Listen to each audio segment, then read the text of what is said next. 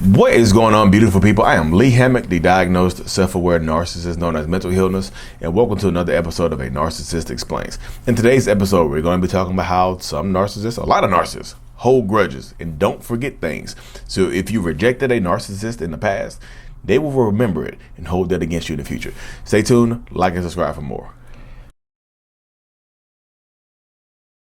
Narcissistic, toxic people that you rejected in the past will resent you if you give them a chance in the future. And of course, if you're new here, I'm a narcissist. I have narcissistic personality disorder. So if you friend zone a narcissistic person that's interested in you, or if you choose someone over this narcissistic person, and then later on in life you decide to give them a chance, they will resent you for that, and they will absolutely 100% punish you for choosing them second or third, or whatever order you chose them in. Like if this person has been inboxing you or DMing you or showing you that they've been interested in you for an extended period of time, and then you finally decide to give them a chance, they will weaponize that. They will weaponize it against you and they will punish you. I promise you. A lot of narcissistic people hold it in just like, I can't believe you picked someone else over me. And if you give me a chance, I'm gonna treat you good. But guess what happens when you give them a chance?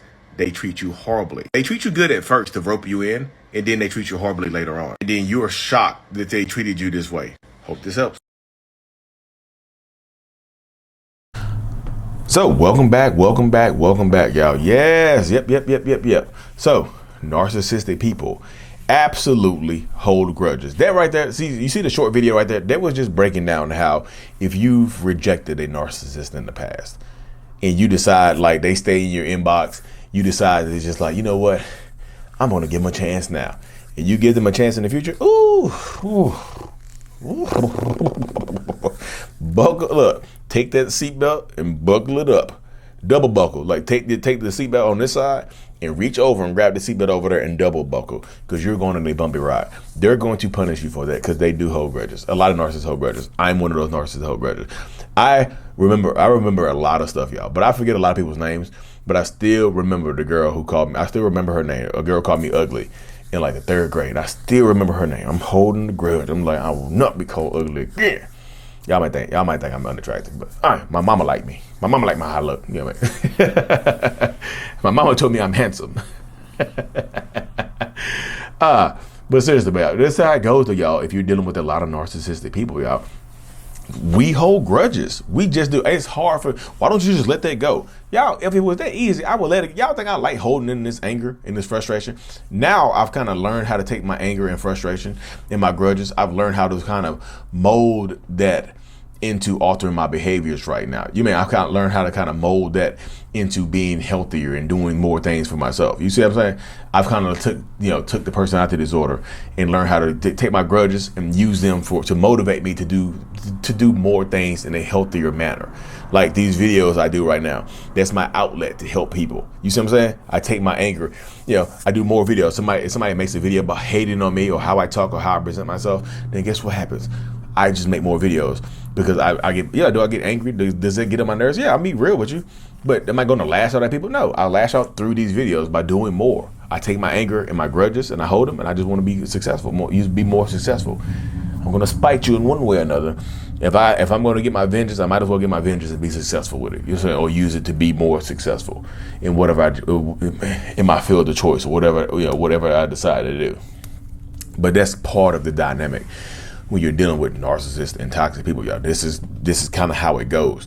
If you're dealing with a narcissistic person, like they're gonna hold grudges. Like I've talked to so many people. I do my one-on-ones over Zoom. If you're interested in those, the link is in the description, y'all. Every video I do, but there's so many stories that I heard just like, oh, I looked over them in the past, or I chose, and they liked me in high school, but I chose somebody else, and then 10 years later I gave them a chance, and now I'm trauma bonded, and now they're treating me terribly. Now they ghosted me, they beat me up, they left me for somebody else. I'm telling y'all, they hold grudges in. If you wronged a narcissist, or you might not even wrong to them. You might look. This is the crazy thing about it is you might not even know that you've done something wrong to them. Like the way they perceive it though, the way a narcissistic person perceives it is what matters. Like you don't actually have to do anything wrong to them. You don't have to go out of your way to pick somebody else over them or to hurt their feelings or do something like that. But at the end of the day, if they perceive it that way, that's what matters. if they perceive it that you're trying to hurt them or harm them or manipulate them, that's what matters. You see what I'm saying? It's that perception of being wronged. Like they might not you might not even knew that they were interested in you in your youth. You might not even knew. They just had a crush on you, right? But they expect you to know about that crush. They expect you to choose them anyway. You're supposed to know because they're around you and whatnot. You know what I mean? But that's how it goes. You might not even know. It's the perceived wrong. You might not even wronged us. Like we just perceive it. You know, we might perceive it as being of you wronging us, but that's how it goes, though, y'all. That's what I tell people: if you're dealing with a narcissistic person, this is kind of how it goes. This is the, this is the movement. This is the process that a lot of people. It sucks, because you want to find love. I've talked to a couple people like the timing just didn't work out in the past, but then when they finally got together, guess what? Narcissistic person started treating them horrible because you should have picked me first. You know what I mean? And they hold grudges, especially if it's somebody that they know. If you end up dating or being with somebody that they had a grudge with in the past, you are an enemy now too. They sometimes they'll try to get you back, get with you, just to hurt you because you chose somebody else. You see what I'm saying? There's so many different moves. There's so many different pieces in these situations, in these equations. It just becomes a lot. It really, really does. But it's baby steps in the right direction. So this is me. If you have somebody in your inbox that is talking to themselves or somebody that feel like they wronged you, and what I'm going to do a text message breakdown probably tomorrow of this string that I saw. This man just met this woman. It was going crazy. I was like, oh my goodness. But I'm just telling y'all, it is a mindset to have. Like you might not even have really wronged them, but they might perceive it as a wrong, and that's what really matters. If they perceive it, they will hold a grudge forever. Believe what if we didn't really do anything wrong? What if we didn't know? It doesn't matter. It's just how to perceive it. If they had a grudge for 10 years, and now you tell them the truth about what happened, they don't care. The grudge is still there. They're still gonna be angry. Part of us is still gonna be angry. Like if they like I said, the way my mind works. A few years ago, if I had met this girl in adulthood and she was like, "Oh, you're handsome," this and that, if we ended up getting together, I might have been happy with her at first.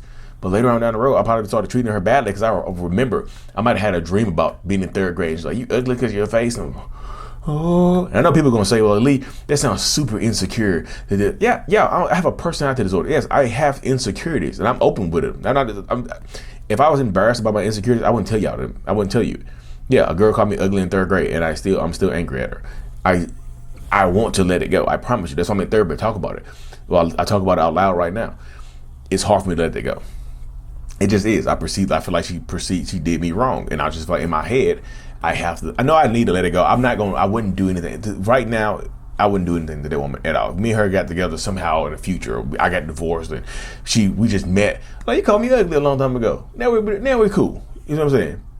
But 10 years ago, I can't guarantee that we went the same way. You know what I mean? But that's how the mind works, y'all. We need to grow up. Narcissists need to grow up and let stuff go. Absolutely, yes. Narcissistic people, toxic people need to stop holding these grudges for such a long time. But anyways, y'all, thank y'all for tuning into another episode. I truly appreciate every single one of y'all. If you haven't already, if you're in Orlando, Florida, coming to you May 20th, 2023. Link is in the description. But Self-Love Journal is on Amazon. If you haven't gotten a Self-Love Journal and you're trying to regain and rebuild that self-love, this is what you need right here. The Self-Love Journal by Lee Hammock. I love me. Link is in the description, or go on Amazon, y'all. If you already got the journal, hit me a positive review. I have to hop off here to do a one-on-one, y'all. Like and subscribe for more. And as always, y'all, mental illness is out. Peace.